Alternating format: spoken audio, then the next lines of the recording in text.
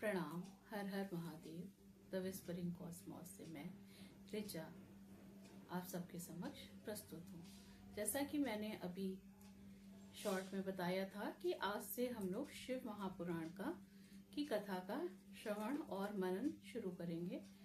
तो उसी क्रम में आगे बढ़ते हुए आज पहले दिन की कथा सुनाई जाएगी।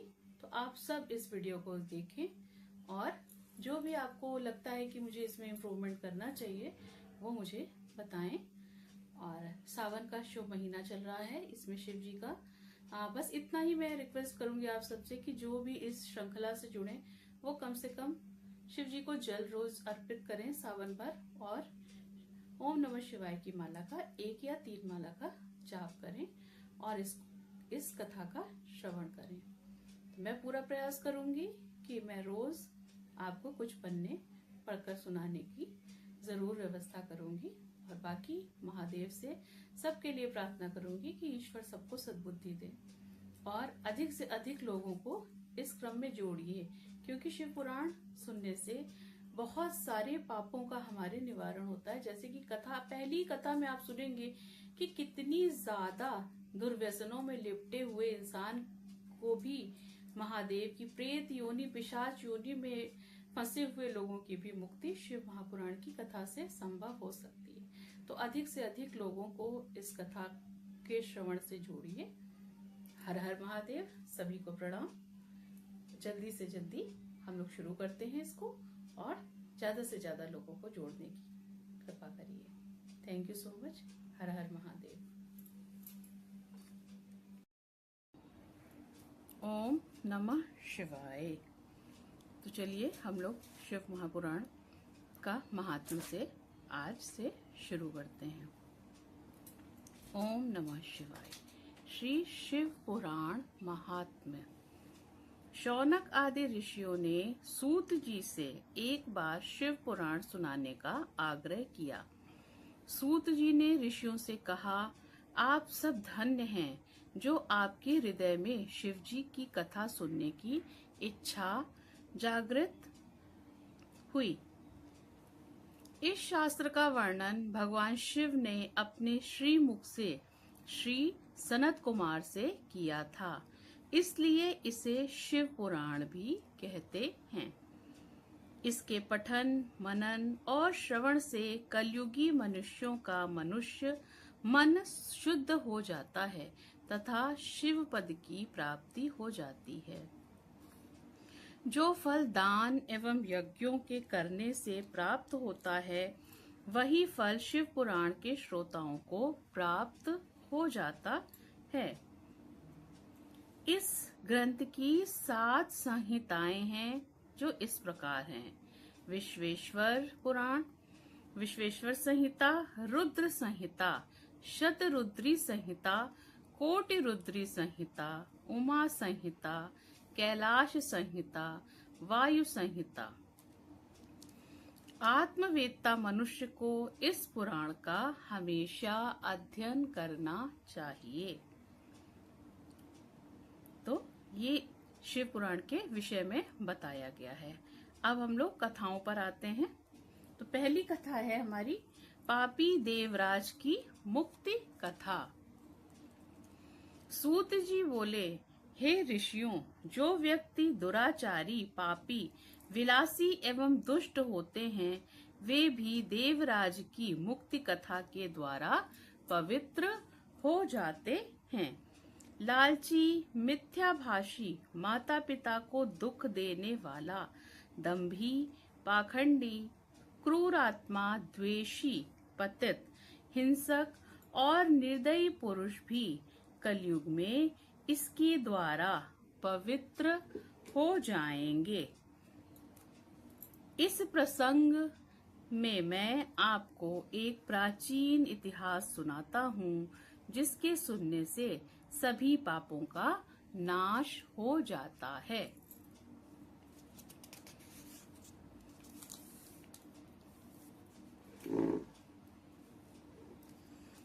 किरात नगर में एक ब्राह्मण रहता था।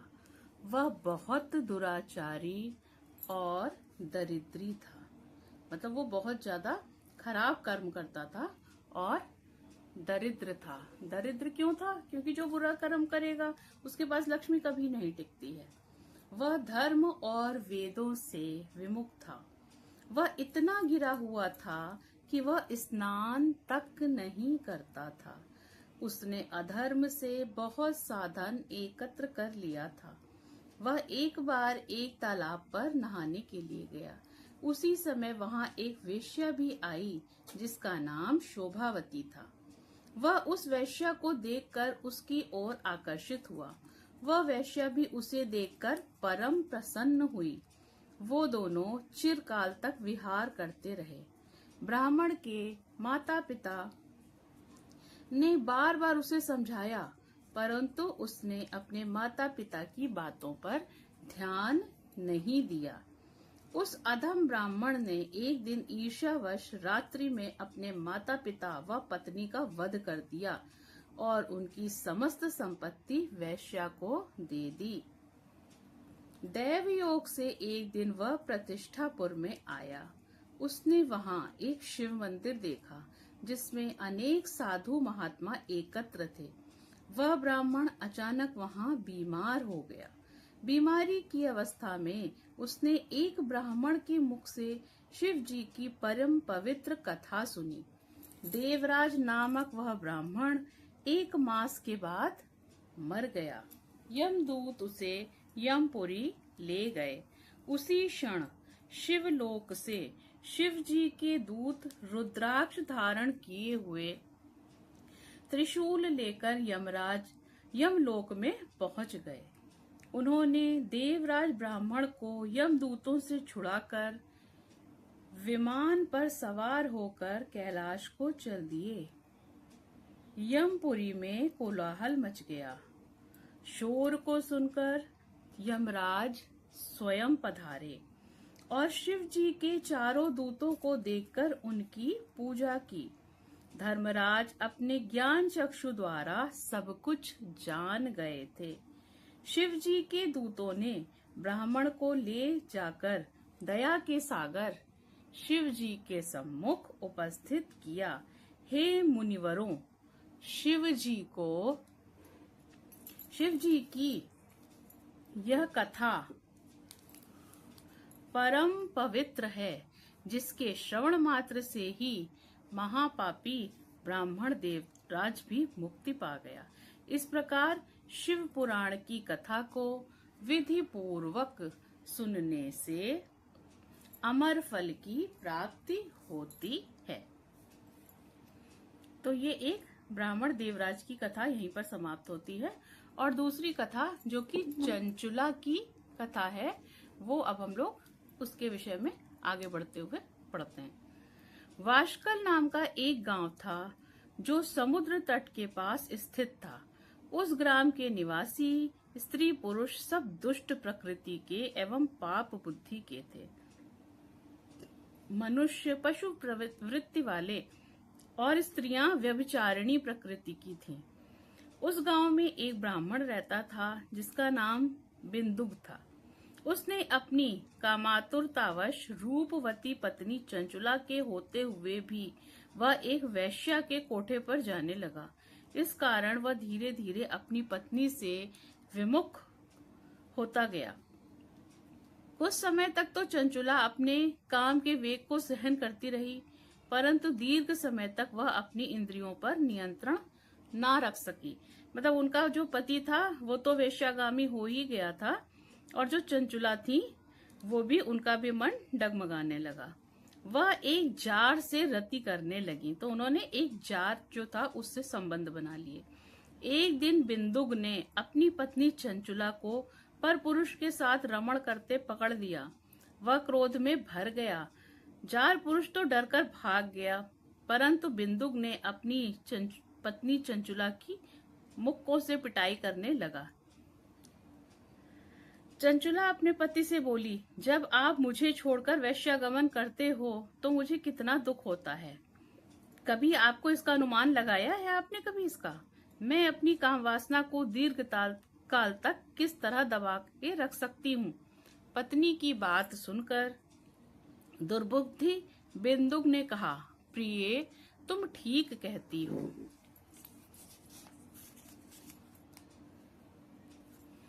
तुम निर्भय होकर जार पुरुष के साथ विहार कर सकती हो। मतलब अब देखिए बुद्धि का फेर कि खुद तो भ्रष्ट था ही और अपनी पत्नी को भी और भ्रष्ट होने के लिए कह रहा है। तो उसने कहा तुम निर्भय होकर जार पुरुषों के साथ विहार कर सकती हो, परंतु उसके बदले में उनसे धन कमाओ। मतलब अपनी पत्नी को भी उसने वेश्यावृत्ति में ढकेल दिया कि तुम किसी के साथ भी संबंध बनाओ पर उससे पैसे मांगो, उससे धन कमाओ। उस धन से हम दोनों का बहुत भला होगा। चंचुला ने अपने पति की आज्ञा को मान लिया और पति पत्नी दोनों कुकर्म के मार्ग पर चलने लगे। समय आने पर चंचुला के पति बिंदुक की मृत्यु हो गई। अब हर एक इंसान की मृत्यु होती है और जो बुरे कर्म करता है उसकी और जल्दी मृत्यु होती है। तो उनके पति बिंदुक की मृत्यु हो गई। वह नरक लोक में, तो जिस इतने बुरे कर्म किए तो नरक लोक में गए, अनेक दुख भोगकर पिशाच योनि में पैदा हो गया। पिशाच योनि में उसका जन्म हो गया। अचानक उसके बाद चंचुला भ्रमण करती हुई गोकर्ण क्षेत्र में पहुंची। तो चंचुला उसके बाद, अब उसका पति भी मर गया और बूढ़ी भी हो गई, तो वो गोकर्ण क्षेत्र में पहुंची। गोकर्ण यानी गाय के कान, ठीक है। तो कोई ऐसा जगह होगी जहाँ पे इस तरह का हिसाब होगा, तो उसको गोकर्ण क्षेत्र का कहते हैं। वहां उसने मंदिर में एक पंडित जी को शिव पुराण कथा सुनाते हुए देखा। तो कहते हैं ना कि जिसकी भी दुर्बुद्धि खत्म होने वाली होती है, अच्छे दिन आने वाले होते हैं, उसके कान में कहीं से शिव जी का नाम पहुंच जाता है। तो उसने वहां उस मंदिर में शिव पुराण की कथा को सुनाते हुए एक पंडित जी को देखा। वह दत्त चित्त होकर कथा सुनने लगी, यानी एकाग्र चित्त होकर अच्छे से कथा सुनने लगी। उसने कथा में जार पुरुषों में आसक्त स्त्रियों के दुष्परिणाम, मतलब जो स्त्रियां जार पुरुषों में आसक्त होती हैं उनको क्या क्या दुष्परिणाम झेलने पड़ते हैं, ये सुना। नरक भोग की व्यथाजनक बातें सुनी तो वह कांपने लगी। जब उसने सुना कि जो स्त्रियां ऐसा करती हैं उनके साथ क्या होता है, तो वो भय से कांपने लगी। कथा के समाप्त हो जाने पर सब लोगों के चले जाने के पश्चात चंचुला कथावाचक ब्राह्मण के चरणों में सिर रखकर बिलखने लगी। अब उसको समझ में आ गया कि मेरा भी यही परिणाम होगा। तो वो जो कथा कह रहे थे उनके चरणों में सर रखकर रोने लगी। ब्राह्मण द्वारा पूछने पर उसने अपनी सारी कथा सुना डाली। तो ब्राह्मण ने उससे पूछा कि तुम क्यों रो रही हो, तो उसने बताया कि मेरे साथ ऐसा ऐसा हुआ है, और पश्चाताप करती हुई अपने उद्धार का उपाय पूछने लगी। ब्राह्मण ने कहा कि जिस शिव पुराण की कथा को सुनकर तुम्हारे हृदय में विवेक पैदा हुआ है, उसी पुराण को प्रतिदिन सुनने से तुम्हारा उद्धार हो सकता है। तो यानी जिससे आपको अपनी गलती समझ में आ गई, जिसकी कथा सुनकर अगर आप रोज उसकी कथा सुनती रही तो आपके पापों का क्षय हो जाएगा। जिस प्रकार निर्मल दर्पण में सही प्रतिबिंब दिखाई देता है, उसी तरह से शिव पुराण के सुनने से चित्त में अंबिका सहित भगवान शिव का साक्षात्कार हो जाता है। मतलब जब आप अच्छी चीजें सुनेंगी शिव जी की और माता अंबिका की, जब आप उनके विषय में सुनेंगी तो आपके मन में भगवान शिव का साक्षात्कार हो जाएगा। शिव जी की कथा सुनने और मनन करने से चित्त की शुद्धि तथा, मतलब माँ और पिता के बारे में सुनने से आपके मन की और चित्त की शुद्धि होती है और गणेश एवं कार्तिकेय सहित शिव जी की भक्ति प्राप्त हो जाती है। शिव जी का भक्त केवल उनकी कृपा से देव दुर्लभ मुक्ति प्राप्त कर लेता है। इसलिए हे चंचुला, तुम्हारे कल्याण का एकमात्र उपाय शिव पुराण का श्रवण करना ही है। तो यानी जिसने जितने भी बुरे कर्म किए हों, कैसा भी काम किया हो, अगर उसके मन में शिव जी की भक्ति जाग जाए और वो शिव पुराण की कथा सुनने लगे तो उसके बुरे से बुरे कर्म भी समाप्त होने लगते हैं। ब्राह्मण की बात सुनकर चंचुला उनसे ही शिव कथा को सुनाने का अनुरोध करने लगी। तो उनसे कहने लगी ब्राह्मण से कि अब आप मुझे भी सुना दीजिए। ब्राह्मण ने उसकी प्रार्थना को स्वीकार कर लिया। तो ब्राह्मण तो उसकी प्रार्थना को स्वीकार कर लिया कि ठीक है, अच्छा मैं आपको सुना दूंगा। चंचुला ने पंडित द्वारा बताई विधि से स्नान किया। तो चंचुला ने जैसे उन्होंने बताया वैसे उन्होंने स्नान किया।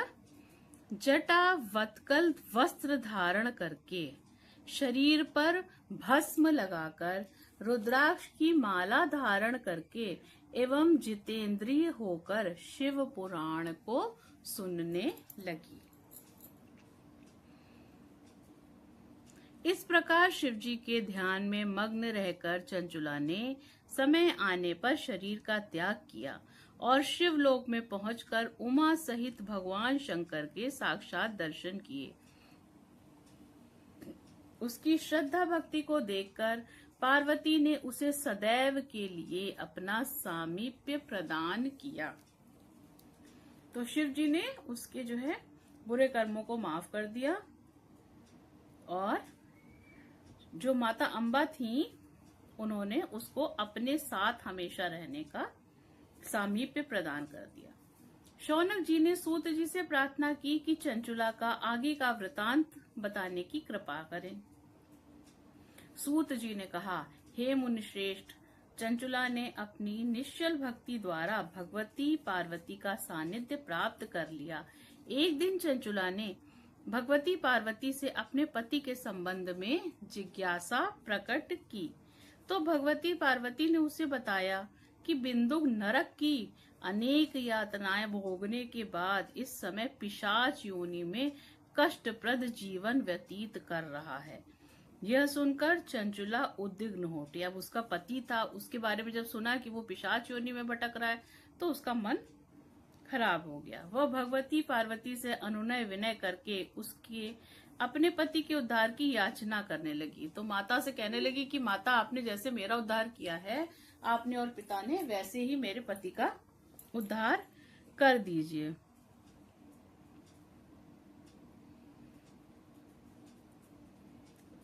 इस पर भगवती पार्वती ने तुम्बरु गंधर्व को बुलाकर उसे विंध्याचल पर्वत पर जाकर वहां पिशाच योनि में पड़े बिंदु को शिव पुराण सुनाकर इससे उसका उद्धार करने का आदेश दिया। तो माता पार्वती ने तुम्बरु नामक गंधर्व को बुलाया और उससे कहा कि जाकर विंध्याचल पर्वत पर जाकर उस पिशाच योनि को शिवपुराण सुनाओ, जिससे कि उसका भी उद्धार हो जाए। माता पार्वती की आज्ञा को शिरोधार्य कर तुम्बरु विंध्याचल पहुंचा और बिंदुक को बलपूर्वक बिठाकर शिव पुराण सुनाने लगा। मतलब उनको जबरदस्ती बिठाया और कहा तुम शिव पुराण का सुनो। शिव पुराण की कथा, शिव कथा को सुनने के लिए वहां पर देवता भी एकत्र हो गए। तुम्बरु से शिव कथा सुनकर बिंदुक निष्पाप होकर पिशाच योनि से मुक्त हो गया। बिंदुक अब प्रतिदिन शिव जी का गुणगान करने लगा। भगवान शंकर ने उसकी अचल भक्ति देखकर उसे अपना गण बना लिया। तो इस कथा से हमें क्या समझ में आया कि हमने कितने भी खराब कर्म किए हों, मगर जो अंत में शिव जी की और माता अम्बा की शरण में चला जाता है और उनकी पूजा करके भक्ति करके, तो भगवान उसके सारे दुर्व्याचारों को भूल जाते हैं और उसे उच्च पद प्रदान करते हैं। यहाँ इसका मतलब ये नहीं है कि हम भी बुरे कर्म करना शुरू करते हैं। यहाँ सिर्फ इतना समझाया जा रहा है कि कुछ भी करने के बाद भी अगर हम शिव जी को ध्याते हैं, उनकी कथा का श्रवण करते हैं, तो वो हमको सद्गति देते हैं। अब देखिए, इसमें शिव पुराण सुनने की विधि बताई गई है। तो पहली है, शिव पुराण के श्रवण हेतु ब्राह्मण से शुभ मुहूर्त निकलवाना चाहिए। अपने बंधु बांधवों व मित्रों को शिव पुराण सुनने के लिए आमंत्रित करना चाहिए। शिवालय, तीर्थ या घर में ही कथा की व्यवस्था करनी चाहिए। कथा स्थल की भूमि को चित्रों से सज्जित करना चाहिए। केला, चंदोवा आदि से एक सुंदर मंडप को बनाना चाहिए और उसके चारों ओर ध्वजा पताकाएं लगानी चाहिए। जो वक्ता हो, जो सुना रहा हो शिव पुराण, उसके लिए उपयुक्त स्थान और सुखद आसन का प्रबंध करना चाहिए।